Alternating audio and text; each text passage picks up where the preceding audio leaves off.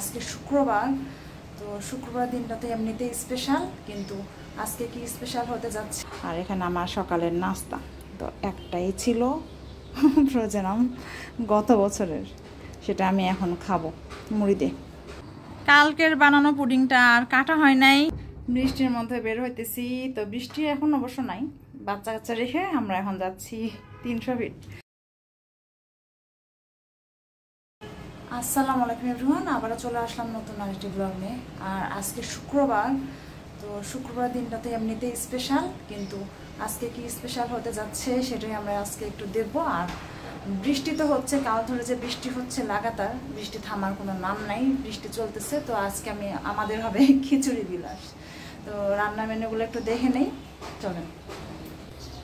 আজকে রান্না করবো গরুর মাংস, খিচুড়ি আর বেগুন ভাজা। তো গরুর মাংসটা ভিজায় রাখতে মানে ভোর রাতেই বের করে রাখি, বাট আজকে দেরি করে বের করছি, একটু আগে বের করছি, পানিতে ভিজায় রাখছি। খিচুড়ির ডাল, আর এখানে আমার সকালের নাস্তা তো একটাই ছিল ফ্রোজেন আম, গত বছরের, সেটা আমি এখন খাবো মুড়ি দিয়ে। নাস্তা করে তারপরে লেগে যাব রান্নার কাজে। বাইরের বৃষ্টি চলতেছে, গাছগুলোর জন্য একটু ভালো অবশ্য, বৃষ্টি কিন্তু চলতেছেই লাগাতার বৃষ্টি। বারান্দাটাও নোংরা হয়ে আছে একেবারে। আম দুধ মুড়ি রেডি দেখেন।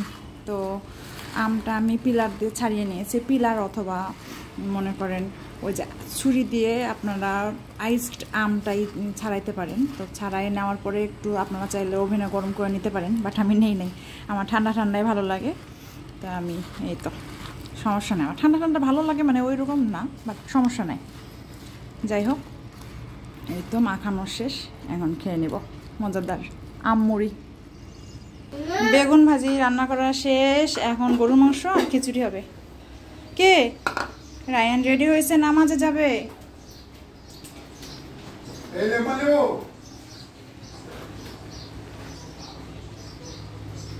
রান্না বান্না প্রায় শেষ মানে শেষ হলেও শেষ না, সেটা একটু বলতেছি। খিচুড়ি রান্না শেষ, গরুর মাংসটা একটু দেখায় দিই। বেগুন ভাজি তো করেই ফেলছি আগে, গরুর মাংসটা কষা হয়ে ফেলছি, কিন্তু এদের আলু লাগবে।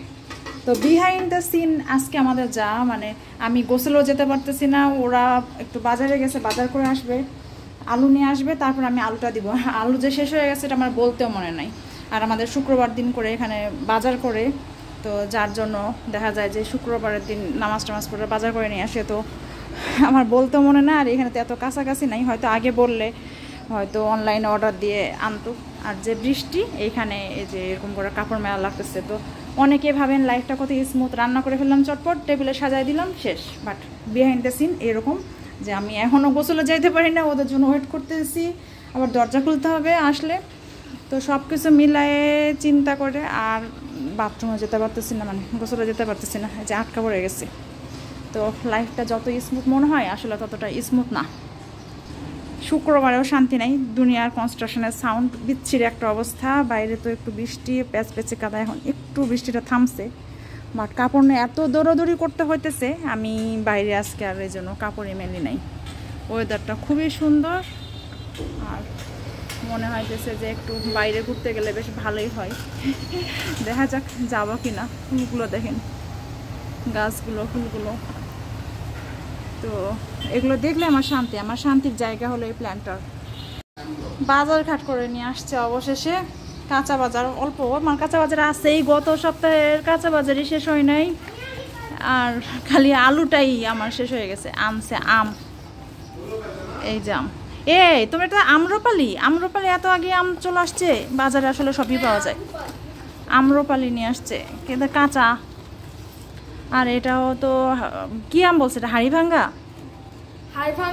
সন্দেশ মিষ্টি। আর এটা খিরসাপাত টাইপেরই, মানে এটা খিরসাপাত না, এটা কোনো একটা শঙ্কর আম, যাই হোক হাড়িভাঙ্গা টাইপের হতে পারে, আমি জানি না আম কি আম এটা। তো আম নিয়ে আসছে রিহানের রামেন, আম্মু আবার এই যে এই জিনিসগুলো মুরালি, এই জিনিসগুলো খেতে চাইছিল আম্মুর জন্য, ওগুলো খুরমা। ফ্রোজেন পরোটা থাকলে, ইনস্ট্যান্ট পরোটা থাকলে আসলে আমার সুবিধা হয়, কারণ আমি কি বলবো, মানে আমি নিজেই কোনো রুটি খাইতে পারি না। তো রুটি তো বানানো হয়ই, বাট আমি রুটি খাই না, এখন এটা আপনারা যেভাবেই নেন সেটা আসলে আমার করার কিছু নাই, বাট আমি কোনোদিনও রুটি খাইতে পারি না, আমার ভালো লাগে না।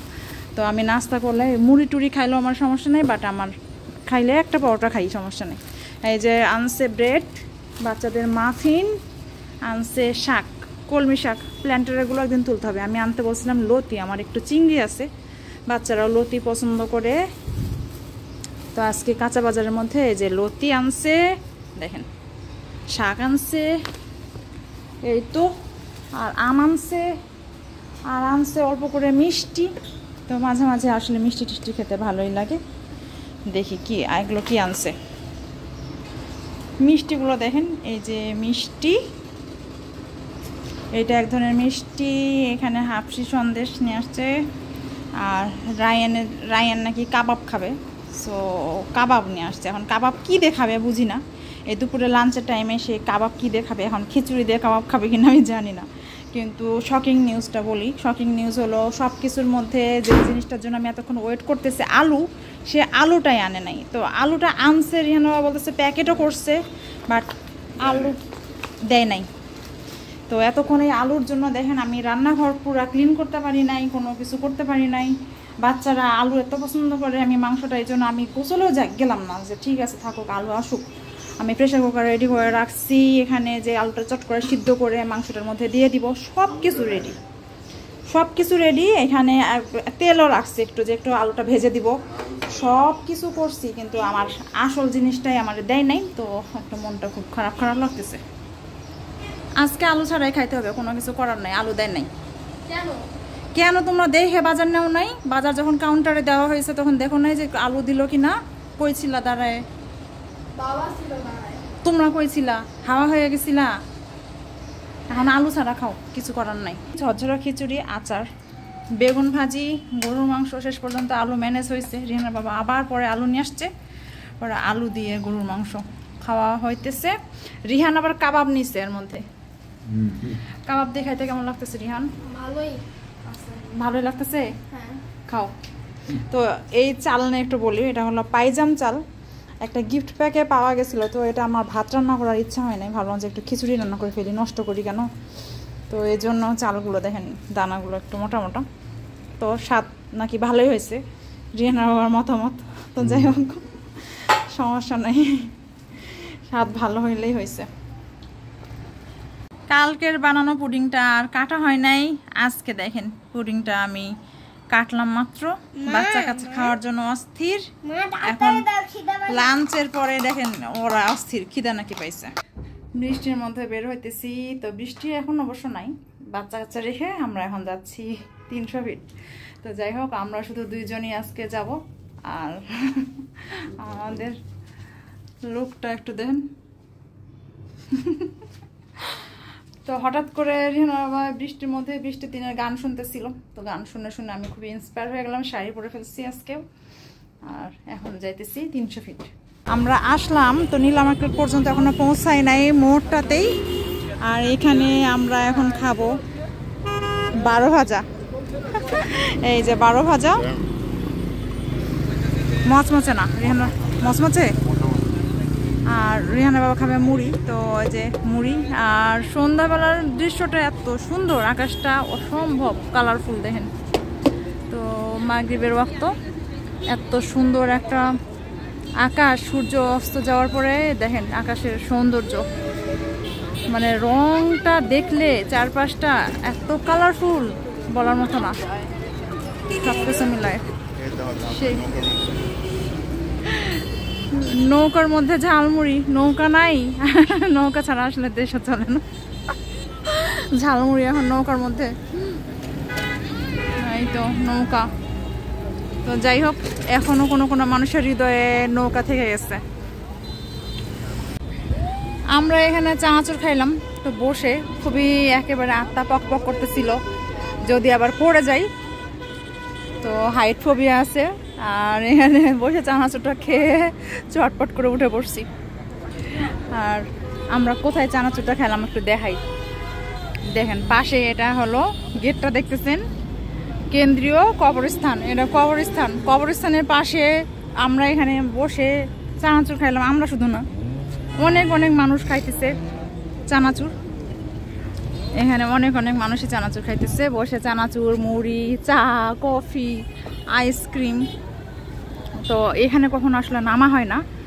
আর আজকে ভাবলাম যে যেহেতু সময় আছে, মানে বাচ্চা কাচ্চা নিয়ে আসি নাই, ঝামেলা নাই, ঝুট ঝামেলা নাই, তো বাচ্চা কাচ্চা থাকলে এখানে নামতামও না, এত রিস্ক এই জায়গাটা, এখানে তো সমস্যা, মানে এরকম হাইট ফোবিয়া আছে এমনিতেও, তারপর বাচ্চা কাচ্চা নিয়ে লাফালাফি করবে। সো আমরা এখানে এমনিতেও নামতাম না। তো এখন নামছি যখন, একটু ঘুরে ফিরে হেঁটে টেটে চলে যাব ওই দিকে, সামনের দিকে, নীলা মার্কেটের দিকে। আর এখানে দেখেন আকাশের রঙগুলো অসম্ভব সুন্দর, অসম্ভব। তো সন্ধ্যা হয়ে আসছে আসছে, অনেক মানুষ আমাদের মতো এখানে বসে আছে, এত সুন্দর বাতাস। তো এই দেখেন ভোলানাথপুর কেন্দ্রীয় কবরস্থান, এই দেখেন ভোলানাথপুর কেন্দ্রীয় কবরস্থানটা, আবার সাইনবোর্ডটা পড়ে গেছে একটু। তো আমি পিছের বেড়াগুলো দেখে আমার মনে হচ্ছে যে এখানে কবরস্থানের মতো বেড়া দিয়ে কি সবজি চাষ করছে নাকি, তো এরকম একটা প্রশ্ন মনে জাগতেছিল। তারপরে দেখি সাইনবোর্ডটা চোখে পড়ছে। পিছনে এই রিক্সা ক্যাফে, আমরা ওখানে কত যাই কিন্তু খেয়ালই করি না যে কবরস্থানের পাশ দিয়ে সবসময় যাচ্ছি। এটা কবরস্থানের বাউন্ডারির পাশ দিয়ে তো যেতে হয় রিক্সা ক্যাফে, কখনো বুঝি নাই। তো এমনিতে ভয় পাই না, অনেকে আবার যারা ভয় পান, তো এখানে আসলে ভয়ের কিছু নাই। কারণ দেখেন অনেক অনেক মানুষ এখানে কবরস্থানের পাশে বসে বাতাস খাইতেছে, তো ভয়ের আসলে কিছু নাই। দেখেন মানুষের আনাগোনা। কচি তালের শ্বাস, কচি হয় কিনা এটা হলো দেখার বিষয়।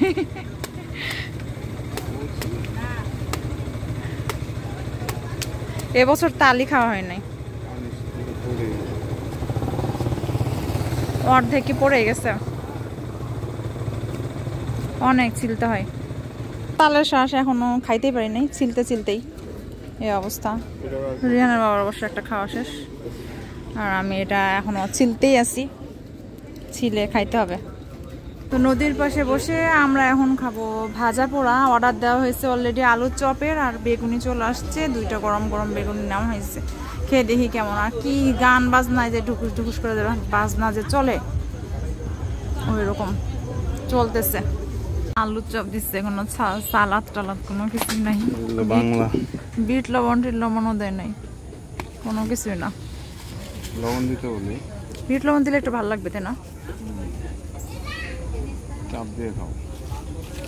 গরম গরম একদম চুলা থেকে উঠাই নিয়ে আসছে আলুর চপটা। ওই দোকানে খেতে চাইলাম, ওই দোকানে আসলে পেলাম না। ওই দোকানটা ভালো, কিন্তু ওই দোকানে তো নাই এখন, কেবল আলু সিদ্ধ দিচ্ছে। কখন আলু সিদ্ধ হবে তারপরে চপ বানাবে, তো এই একটা অবস্থা। কোথায়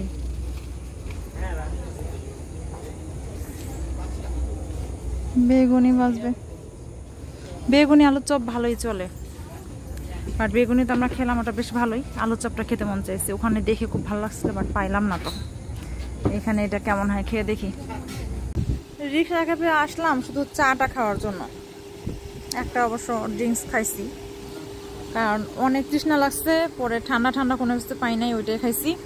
যাই হোক, চাটা আজকে ভালো পড়ে নাই, মানে খাবার দাবারের মধ্যে চাটাই সবচেয়ে পচা। আজকে চাটা টেস্ট তো ভালো না, তো বেশ ভালো লাগতেছে। এমনি ওয়েদার ভালো, চাটা ভালো না। তো গাছপালাগুলো দেখে খুব ভালো লাগতেছে। লাইট পড়ার পর এত সবুজ লাগতেছে বলার মতো না। তো মনে হচ্ছে যে সবুজ কোনো লাইট ফেলা হয়েছে, কিন্তু আসলে তা না, সাদা লাইটই পড়ছে। আর গাছের মধ্যে ঘুমাইতেছে একটা বিড়াল, দেখেন ঘুমায় আছে কেমনে গাছের মধ্যে। এমনি আমি জীবনও দেখি না যে গাছের মধ্যে কোনোদিন বিড়াল ঘুমায়, সে ঘুমায় আছে দেখেন, নিশ্চিন্ত ঘুম দিচ্ছে।